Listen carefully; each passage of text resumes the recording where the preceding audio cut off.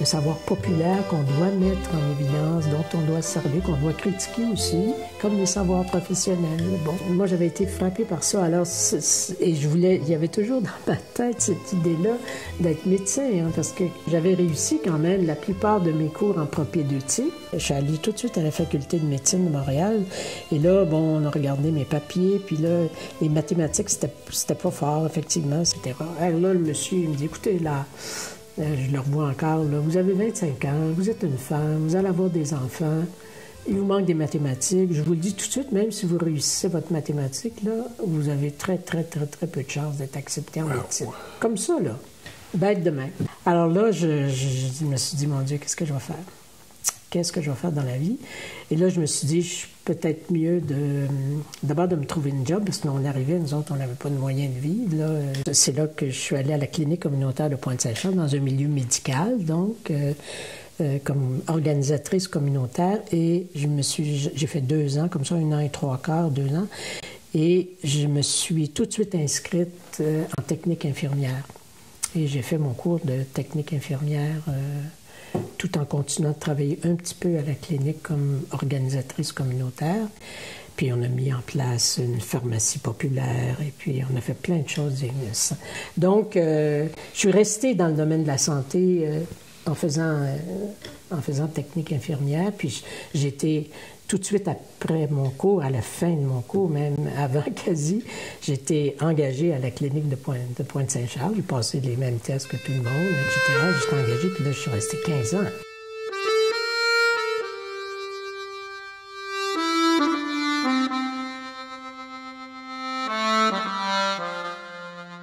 Pourquoi cet amour de l'Amérique latine? Il y a eu des trucs importants avec le Chili, le Nicaragua, puis vous êtes même allé longtemps au Salvador.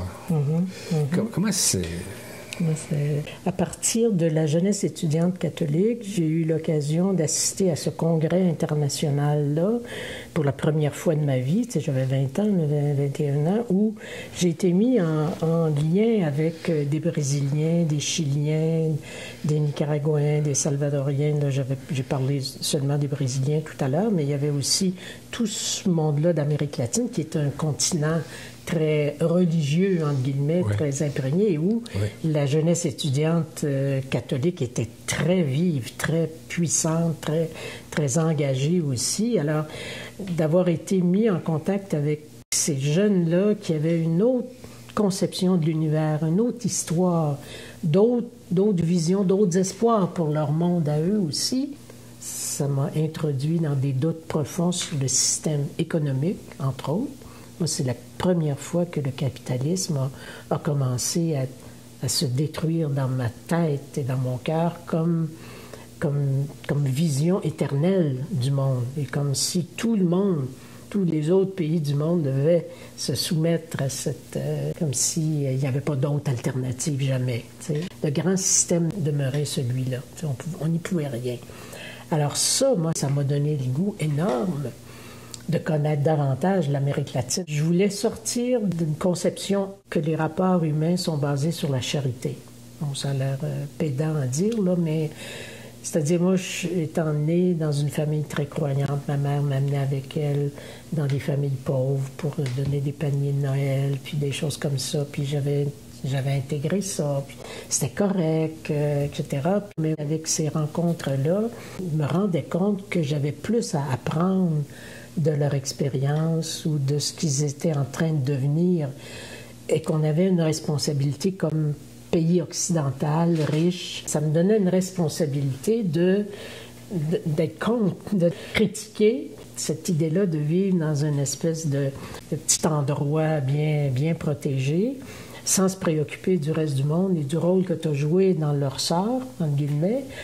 Alors, c'est sûr que la question du Chili a été ma première expérience.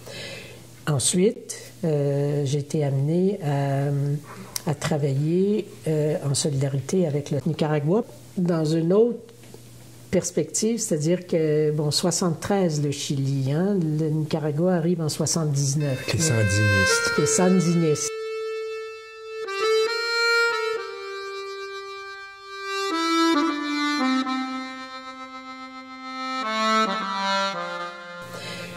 Ensuite, je suis allée au Salvador parce que j'ai été mis en contact avec le fait que, à l'époque, il faut se souvenir, hein, c'est d'Aubuisson qui était au pouvoir, c'était Arena, c'était les escadrons de la mort. C'était épouvantable, ça. C'était épouvantable. L'archevêque, tout le monde, ils y passaient. C'est ça. Hein? Romero a été assassiné. Hein? Oui. Il faut se souvenir de ça. Puis Romero, Monseigneur Romero, c'était pas un évêque progressiste avant, au début. Les évêques salvadoriens ont longtemps appuyé la dictature. Longtemps. Mais Romero était honnête. Et quand il a commencé à s'apercevoir des ravages que faisait l'extrême droite au pouvoir et l'armée salvadorienne, aux paysans, aux travailleurs, aux jeunes étudiants, ils torturaient les étudiants, aux jésuites. Les jésuites ont été associés, 7 jésuites. Donc, il s'est établi un climat où même Romero a commencé à dire c'est assez. Et il s'est fait assassiner. Et ici est né, dans ce sillage-là, si on veut, tout un mouvement de solidarité avec le Salvador, et en particulier de soutien aux zones sous contrôle de la guérilla.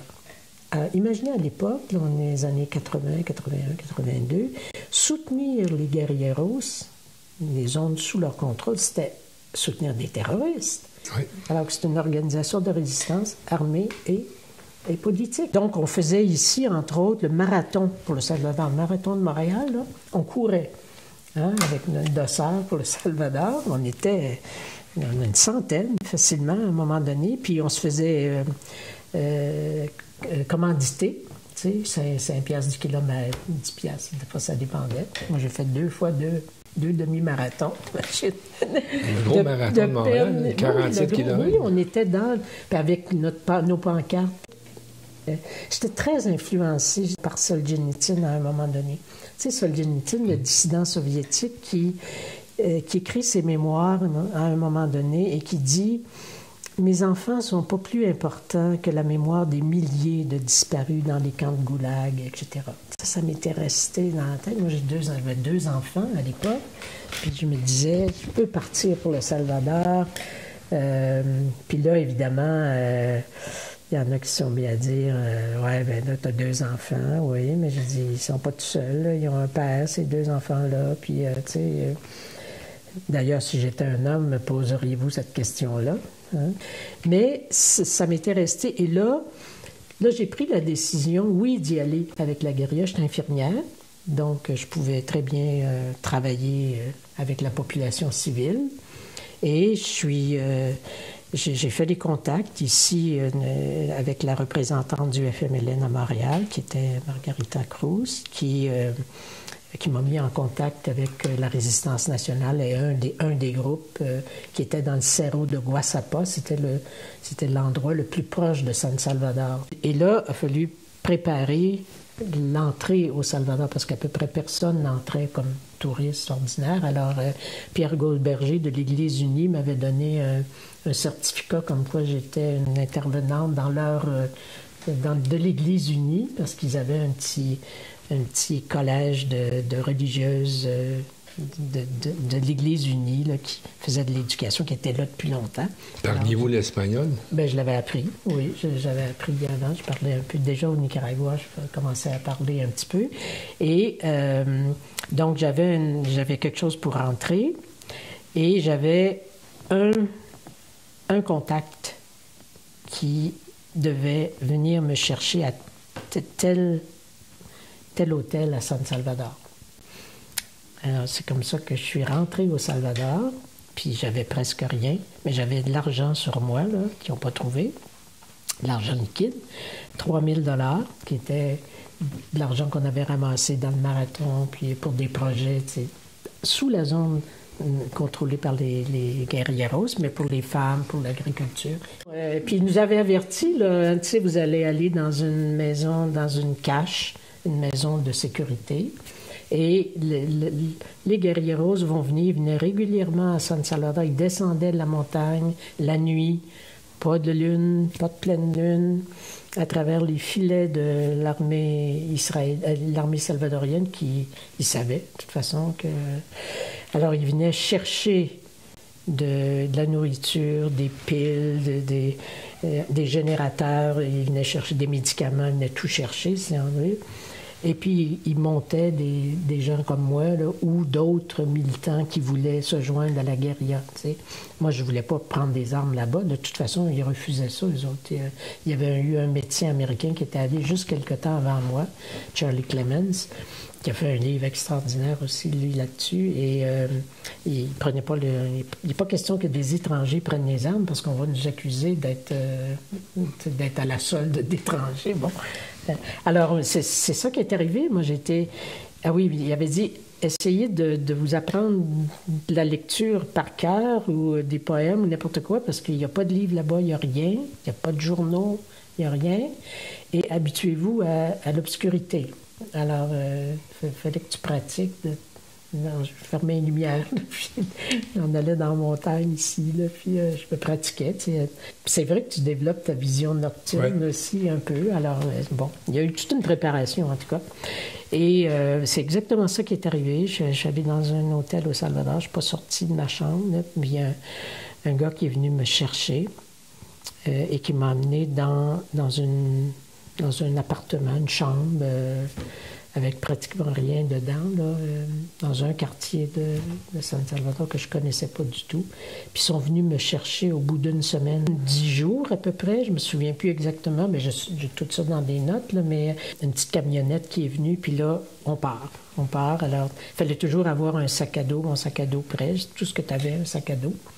Et puis, tu montes à travers, justement, les mailles de l'armée, en silence, à noirceur totale. Il faut que tu suives la personne qui est devant toi. Là. Puis moi, j'avais un peu de misère. À un moment donné, je n'étais plus capable parce que mon sac était lourd. C'est un gars qui est venu me chercher. Eux autres, là, les petits guerrieros, là, les jeunes, nu-pieds, hein, dans ces sentiers-là. Il y en a un là, qui portait un générateur là, sur ses épaules. Il y avait juste une petite couverture. Tu sais, il l'a porté là, jusqu'à la crousse en haut. Parce que tu marches. Ben, on est parti à 7 heures du soir. Tu sais, là-bas, la nuit, ça tombe à 6 heures, 7 heures à peu près. Alors, dans les faubourgs salvadoriens, puis arriver au pied de la montagne, dans les premiers petits villages, puis ils te laissent là.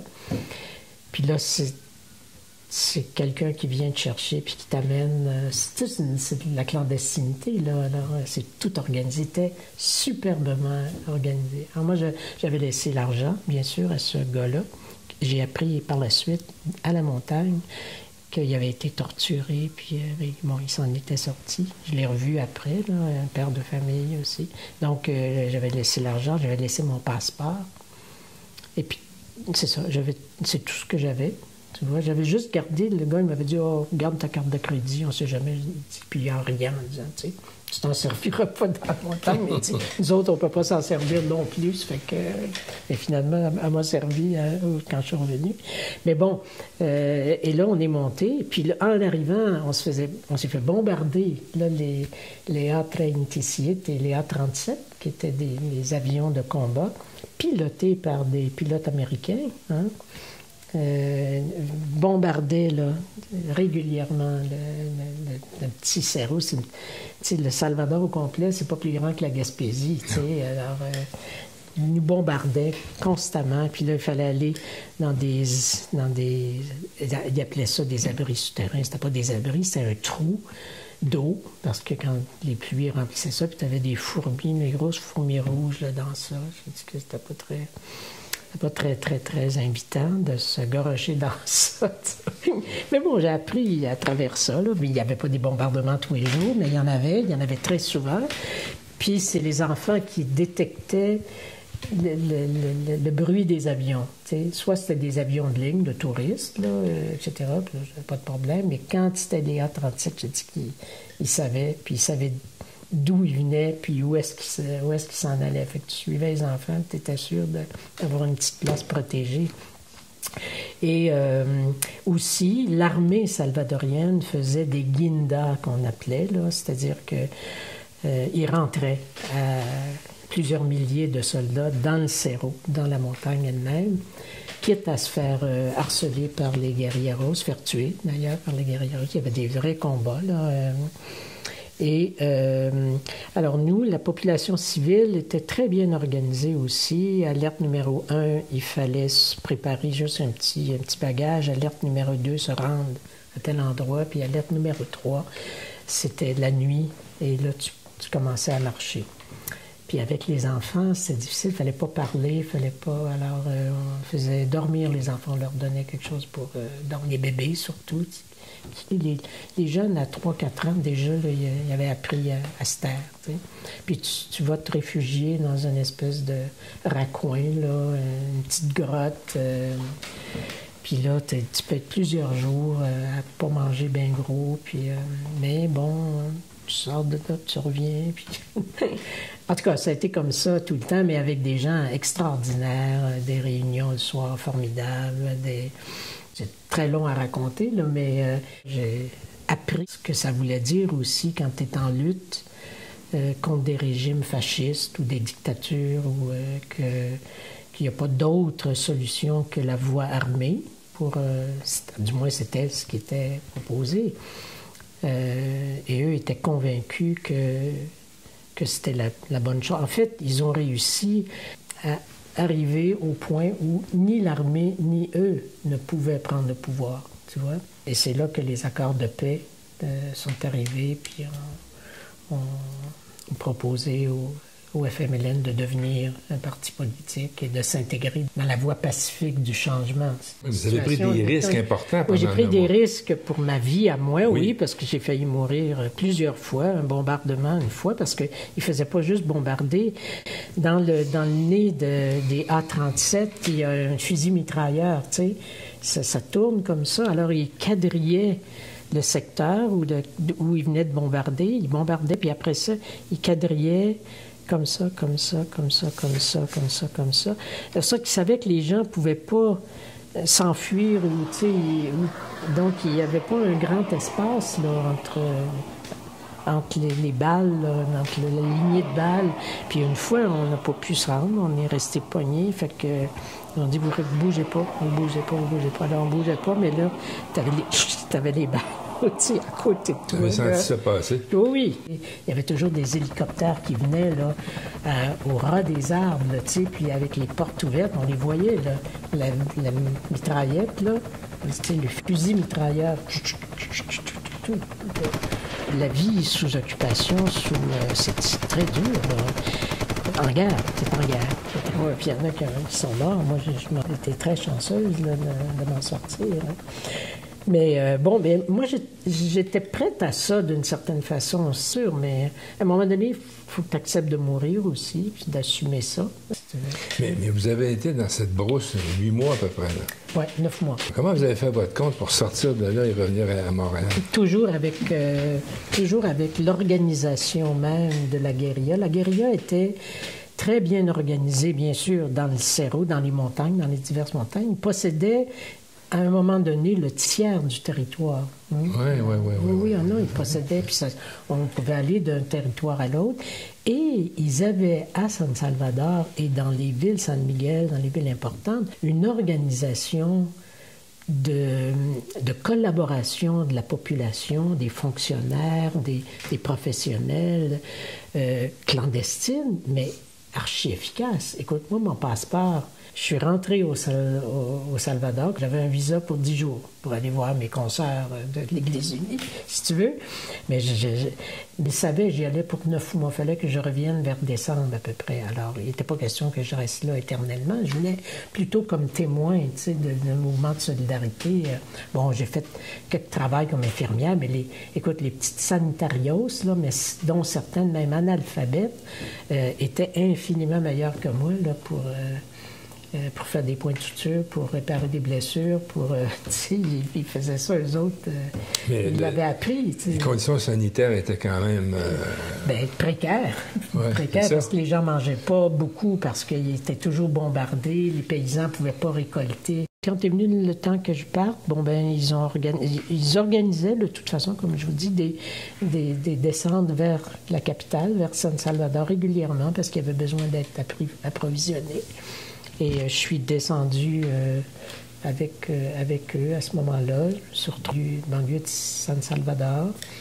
Et là, ils m'ont donné juste un petit peu de sous, puis ils m'ont confié à une autre personne qui, elle, m'a amené dans un salon de coiffure parce que j'avais dans un magasin pour acheter une paire de pantalons qui avait de l'allure, des souliers, j'avais des grosses bottes. Elle dit, c'est pas très discret. On riait un peu, mais là, je me sentais soulagée aussi. Puis je vous raconterai ça, la descente a été difficile. La montée a été difficile, la descente difficile. On a failli se faire tuer par l'armée, mais bon. En tout cas, je suis revenue là, je suis encore restée presque 2 semaines à San Salvador avant qu'ils puissent me remettre mon passeport avec un visa pour le Guatemala. Donc, je pouvais passer de San Salvador à Guatemala Cité. Je l'ai fait. J'ai payé mon trajet. Puis j'avais juste ça d'argent qui m'avait remis. Il n'y a pas d'argent. Alors, et là, j'avais ma carte de crédit. Alors, je ne pouvais pas aller dans un petit hôtel niaiseux, là, délabré, parce qu'ils ne prennent pas de carte de crédit, les autres prennent juste du cash. Alors, je suis allée dans un 3 étoiles, je ne sais pas trop, là, un hôtel Hilton, machin, puis là, j'ai pris à peu près 3 bains de suite, puis 15 douches, puis là, j'ai appelé ma mère, j'ai appelé mon conjoint, ma mère. C'était la première fois là, que je leur parlais depuis 9 mois, tu sais. Puis, écoute, avec ce passeport-là, là, j'ai fait San Salvador, Guatemala, Guatemala, Mexique, puis Mexique, Canada, Montréal, sans aucun problème. Tout ça, ça en dit long sur l'intensité de vos capacités de militantisme. Vous appliquez le mot de Solzhenitsyn. Oui. Mieux vaut préserver la mémoire de pauvres bougres. C'est ça, bien, je l'appliquais à moi dans le sens où j'aurais pas abandonné mes enfants. Ça, je les aurais pas abandonnés et je les aurais pas amenés non plus. Est-ce que vos enfants vous en ont voulu? Jamais, non. Jamais. Bon, Étienne était petit, 3 ans. Quand je suis arrivée, le soir, quand je l'ai pris dans mes bras, puis le quitte, et puis l'endormir, tu me disais, où est-ce qu'elle est, ma maman? J'imagine. Je dis, bon, c'est moi, là, on va se reparler longtemps, souvent. Puis Olivier, non, il était évidemment très content, etc., mais ils n'ont jamais sont jamais revenus souvent là-dessus non plus. Ça fait partie de ma vie. Bon, ils me considèrent bien sûr comme un peu exagéré dans mes militances, là, mais bon. Quand on croit à quelque chose. Oui. Puis je les ai jamais abandonnés non plus. Je leur ai écrit des grandes lettres longtemps, puis je leur ai donné ça après. Puis non, je suis allée en 83. Je suis partie en mai, puis je suis revenue en décembre 83. Mais pendant tout ce temps-là, moi, j'étais toujours à la clinique communautaire de Pointe-Saint-Charles. Comme infirmière. Comme infirmière, oui. J'ai quitté la clinique, moi, en 89 exactement. Tu vois? Et en 90, j'ai été engagée au regroupement des ressources alternatives en santé mentale. Et moi, j'ai quitté la clinique, pas parce que j'étais pas bien, puis que j'étais... Mais je voulais pas devenir un meuble, là, si on veut, tu sais. Moi, j'ai eu cet immense privilège-là d'avoir des emplois dans ma vie, dont celui à la clinique communautaire de Pointe-Saint-Charles, où je pense pas m'être réveillée un matin en me disant « ça me tente pas d'aller travailler ». Même dans des moments où c'était difficile, où il y a eu des périodes de crise, bon, etc. Mais il y avait toujours cette espèce de joie intérieure de me retrouver dans les locaux de la clinique, de rencontrer des patients, des collègues, de participer à des actions. Tu sais, c'était varié aussi, c'était un milieu très chaleureux, très convivial, très passionné aussi, d'où les conflits importants là, qui ont été douloureux, etc. Mais un passage très marquant dans nos vies. Et ça c'est la force des mouvements sociaux aussi, hein, de cette espèce d'imbrication-là dans la vie des quartiers ou de l'organisation dans laquelle et des gens avec lesquels tu travailles. Tu travailles avec des mondes. Non, c'est ça. Tu fais pas de la relation, tu es en relation avec ces gens-là. Et ça reste.